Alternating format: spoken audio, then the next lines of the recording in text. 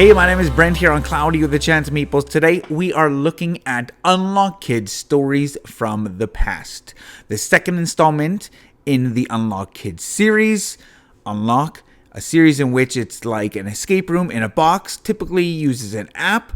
This does not need an app. So let me show you how this plays in the radar overview. My final forecast coming right up. Cue the thunder. So the radar overview for Unlock Kids Stories from the Past look like this. I'm going to show you what you get inside this box. You get 3 different stories, and each of the stories you can do through 2 different times. So each story will be used twice for a total of 6, and you'll be using some of the same cards in both of the stories in each of the decks, but the story is different. So you got your hints, you got your solutions, and you got about the game. It teaches you how to play the game. And then you have, 3 different decks for the different stories. You got a prehistoric one, a Western one, and an Egyptian one, and a whole bunch of different tokens you'll be using. But I'm going to show you how the tutorial works. And you need to do the tutorial before you start the whole game. And so I just wanted to show you how this works, so then you can be a judge on whether this would be too advanced for you and your kids, or if it would suit you guys. So let me just show you. Like I said, I'm going to spoil some of this, but I'm under the assumption that those watching this overview would be parents for their children. So let me show you how this works. You'll flip this over, and then it says, after a nice stroll through Cocal's Island, you reach a cabin that looks abandoned. Each time you see a number, you can flip the matching component over. So flip over cardboard item number 8, as well as cards 11, 2, and 3.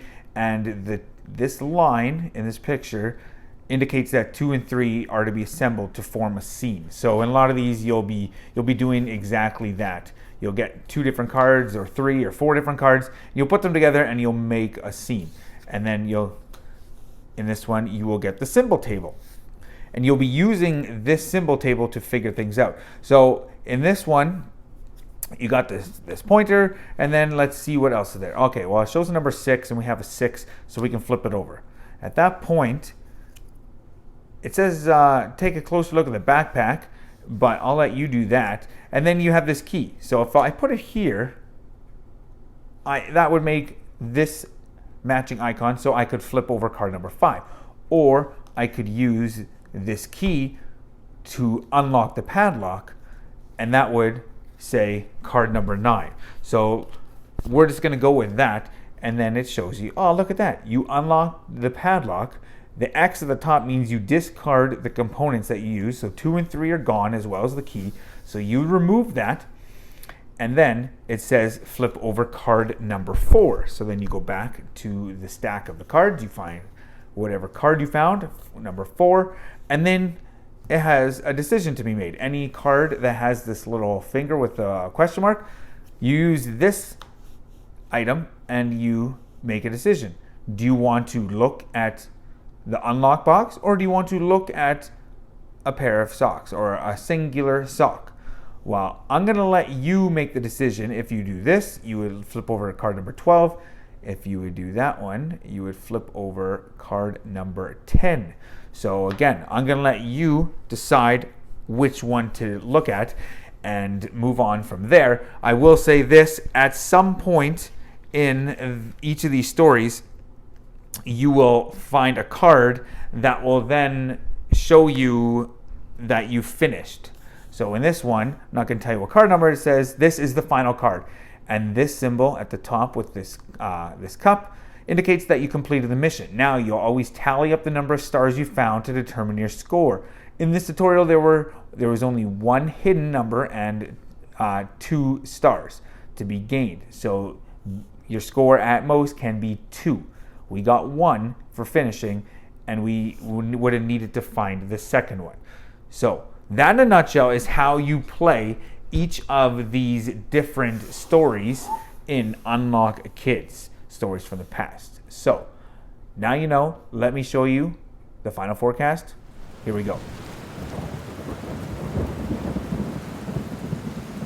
So the final forecast for Unlock Kids an escape room type of game in a box. A couple years ago, my kids and myself, we did the original Unlock Kids. I don't remember what that one was called. And I don't know if it was called maybe Adventure something now that I think about it. But I enjoyed it quite a bit. Gave it a 70% chance of meeples. There were a few things that were a little bit convoluted and a few head-scratching moments in that.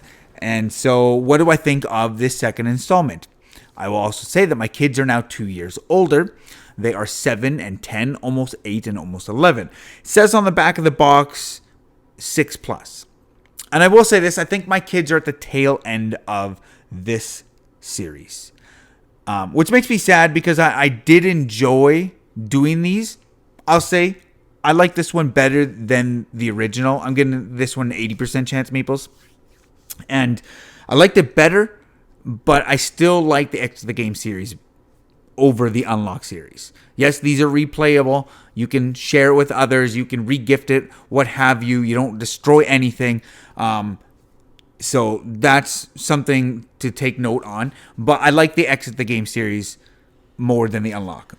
At the same time, I like the Unlock Kids more than the Exit the Game Kids. But like I said, I think my kids are at the tail end of these Unlock for kids. They will be moving forward and doing the adult ones from here on out. I really do think so.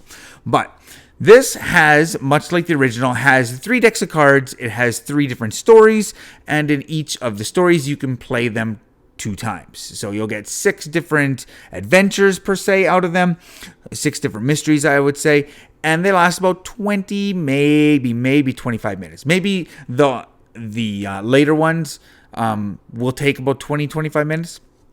But for sure, the first one, probably not 20 minutes. But this is all about observation. You're looking at these cards and you're trying to figure out this story. I feel you got to really immerse yourself in this story. You can't be going through this and just looking for matching symbols and then looking at the legend sheet to say, oh, we have that symbol, let's flip over this card. You have to go through this logically. And as a parent, that's fun to see your kids come up with theories or what they think is the story or what's happening.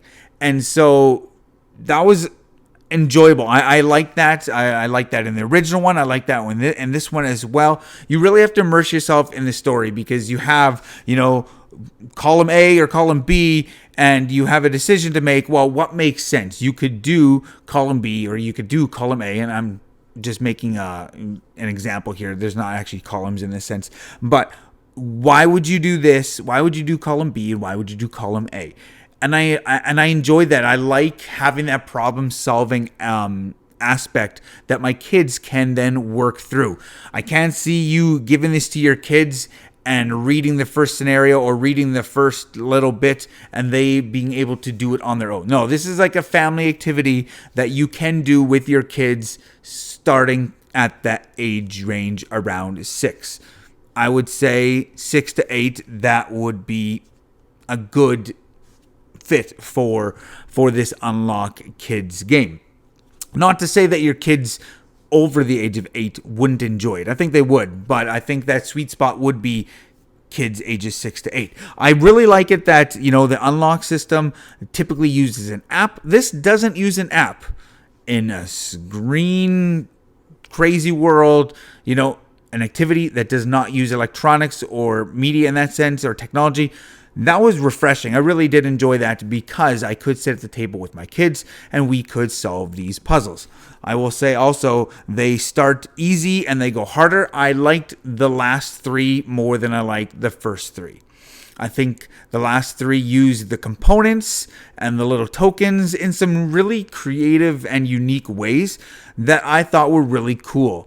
Not to say that I'd seen any of these in other like Unlock or escape room type games, but as a dad, having done other riddles and puzzles and things like that, I could see how they were going to use certain components in certain ways.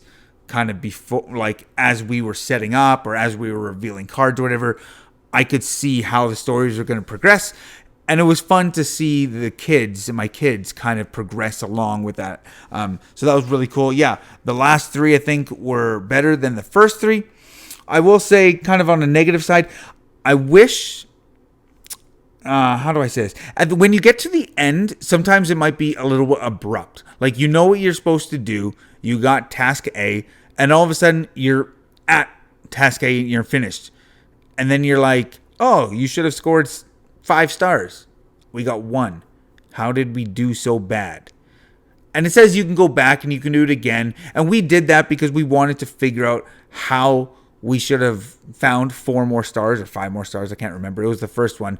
We went from point A to point B really quickly, and we didn't see any of the stuff in between. And so be aware of that. You'll probably have potentially similar situations where you'll skip some things and then you'll all of a sudden miss something.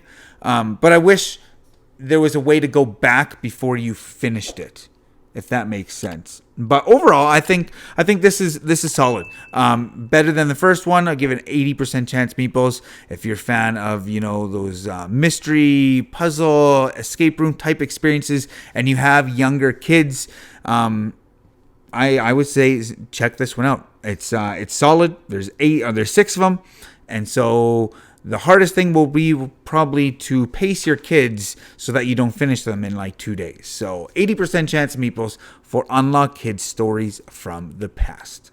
My name is Brent. Check us out on Facebook, Cloudy with a Chance of Meeples. Till next time, grab your umbrella. The forecast is cloudy with a chance of meeples.